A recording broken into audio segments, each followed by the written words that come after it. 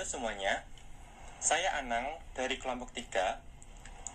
Pada kesempatan kali ini, saya akan mempresentasikan modul 8 dengan materi analisis varian, tepatnya dari slide 12 sampai slide 16 tentang materi tabel ANOVA.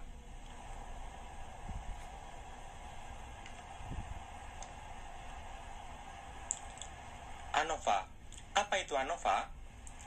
ANOVA adalah sebuah analisis statistik yang menguji rataan antar grup. Grup di sini bisa berarti kelompok atau jenis perlakuan.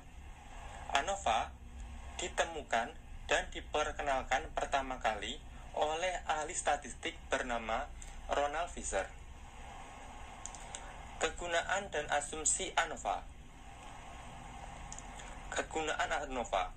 ANOVA memiliki kegunaan untuk menguji rata-rata 3 atau lebih dari suatu populasi. Sedangkan asumsi dari ANOVA sendiri, ANOVA memiliki asumsi yang pertama, populasi-populasi memiliki probabilitas normal. Dan yang kedua, antar pengamatan saling bebas. Dan yang ketiga, populasi-populasi memiliki ragam homogen atau dengan kata lain sama. Ciri dan prinsip ANOVA. Ciri-ciri ANOVA. ANOVA memiliki ciri-ciri. Yang pertama, adanya 3 atau lebih populasi yang akan diuji. Dan yang kedua, data berskala rasio atau interval. Maksudnya, numerik atau kuantitatif. Sedangkan prinsip ANOVA sendiri adalah menggunakan analisis variabilitas data menjadi sumber ragam, yaitu ragam dalam kelompok atau within dan ragam antar kelompok atau between. Jenis-jenis ANOVA. ANOVA memiliki 3 jenis. Yang pertama, ANOVA satu arah, yaitu ANOVA yang melibatkan satu faktor atau sering disebut one way ANOVA. Dan yang kedua adalah ANOVA dua arah, yaitu ANOVA yang melibatkan 2 faktor atau two way ANOVA.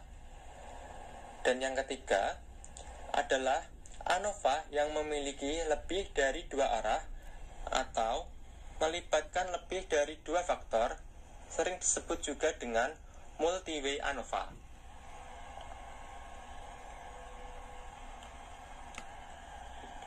Perbedaan ANOVA dan UJT. Apa perbedaan ANOVA dan UJT? UJT digunakan untuk menguji perbedaan antara 2 populasi. Sedangkan ANOVA digunakan untuk menguji perbedaan 2 populasi atau lebih.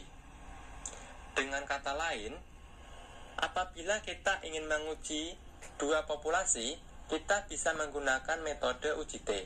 Sedangkan apabila kita ingin menguji perbedaan 2 populasi atau lebih, kita bisa menggunakan metode ANOVA.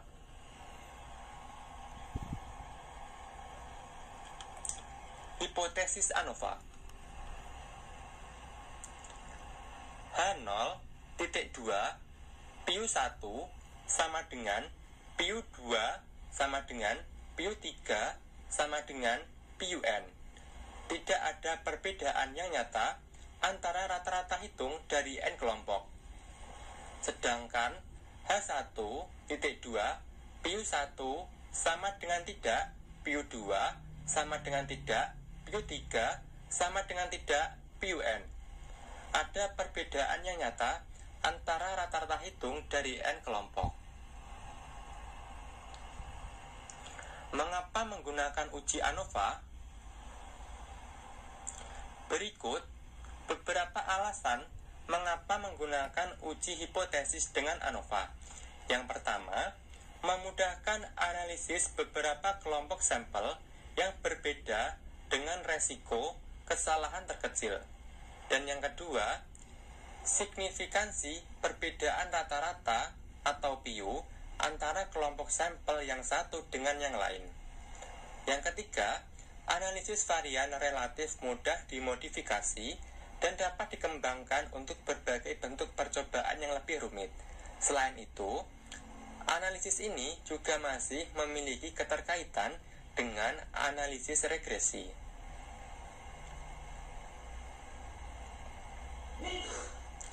Pada tabel 8.5, contoh kasus perbandingan 3 mesin varian antar baris dijelaskan masing-masing sampel atau baris bisa berasal dari populasi yang berbeda. Misalnya, mesin beroperasi beda satu sama lain. Varian inter atau dalam tak dijelaskan. Peristiwa variasi random yang tidak dapat diterangkan secara sistematis atau dengan membandingkan mesin-mesin. Disebut F adalah rasio varian. Dengan rumus F sama dengan varian yang dijelaskan dibagi varian yang tidak dijelaskan. Seperti pada tabel di samping, tabel umum ANOVA, sumber variasi antara baris dijelaskan oleh perbedaan XI antara observasi dalam baris-baris, memiliki variasi off-square atau SS, N sigma R kali I X mendekati I, buka kurung X bar I dikurangi X bar X tutup kurung pangkat 2 sama dengan SSR dengan derajat kebebasan buka kurung R-1 tutup kurung dan memiliki varian mean sum of square atau MSS dengan MSSR sama dengan SSR dibagi buka kurung R-1 sama dengan N S kuadrat kali I. Dan variasi residu yang disebabkan oleh perusahaan fluktasi yang tak dijelaskan memiliki variasi sum of square atau SS sigma R I mendekati J sigma N J mendekati I dikali X kali I kali J dikurangi X bar J tutup kurung pangkat 2 sama dengan SSU dengan memiliki derajat kebebasan R dikali buka kurung N-1 tutup kurung dengan varian mean sum of square atau MSS MSSU sama dengan SSU dibagi R buka kurung N-1 tutup kurung sama dengan S kuadrat kali P, sehingga memiliki rasio F MSSR dibagi MSSU sama dengan varian yang dijelaskan dibagi varian yang tidak dijelaskan, sehingga memiliki total sigma I kali sigma J buka kurung X kelompok I mendekati J dikurangi X bar X tutup kurung kuadrat memiliki derajat kebebasan buka kurung N kali R dikurangi 1 tutup kurung. 8.5 tabel ANOVA dari kasus observasi atas 3 mesin dapat ditulis pada tabel 8.1 di bawah ini. Dengan sumber variasi antara mesin-mesin dijelaskan memiliki variasi sum of square atau SS 130 dengan derajat kebebasan 2 dengan memiliki mean sum of square 65 dan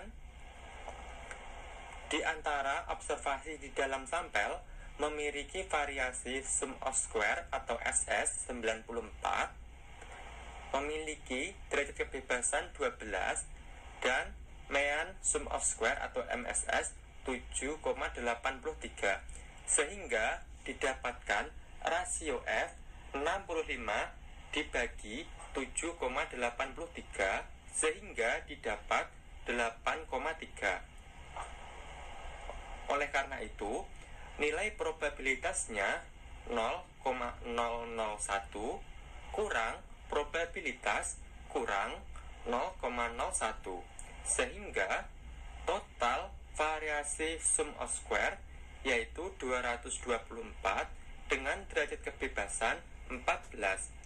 Dari hasil perhitungan tabel ANOVA dengan nilai F 8,3 pada tabel 8.5 dengan derajat kebebasan atau DF 2 dan 12 pada tabel distribusi F, nilai paling dekat dengan rasio F adalah 0,01 sama dengan 6,93 dan F 0,001 sama dengan 13,0. Dengan demikian dapat disimpulkan bahwa nilai probabilitas dari 0 adalah 0,001 kurang probabilitas 0,01.